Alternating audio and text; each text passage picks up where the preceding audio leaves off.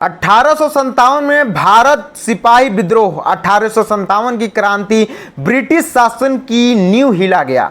East India company जो 1600 से व्यापार के बहाने भारत आई थी, धीरे धीरे शासनकर्ता बन गई थी। लेकिन 1857 के विद्रोह ने कंपनी की प्रशासनिक विफलताओं को उजागर कर दिया। इसके बाद ब्रिटिश सरकार ने निर्णय लिया कि अब भारत का प्रशासन कंपनी से हटाकर सीधे ब्रिटिश सरकार यानी क्राउन के हाथों में लिया जाए।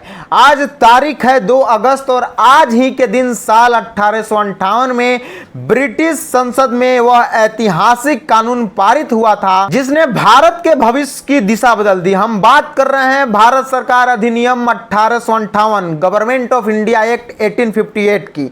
इसी अधिनियम के तहत ईस्ट इंडिया कंपनी का शासन समाप्त कर भारत का प्रशासन सीधे ब्रिटिश क्राउन यानी इंग्लैंड की महारानी के अधीन कर दिया गया। इसी अधिनियम के बाद भारत की सारी सत्ता ब्रिटिश संसद के नियंत्रण में चली गई। एक secretary of state for India की नियुक्ति हुई जो ब्रिटिश सरकार के अधीन था और भारत में ब्रिटिश वायसराय को सीधे शासन की जिम्मेदारी दी गई।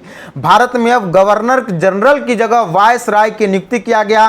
पहले वायसराय बने लॉर्ड कैनिंग जो 1858 टू 1862 तक कार्यरत थे।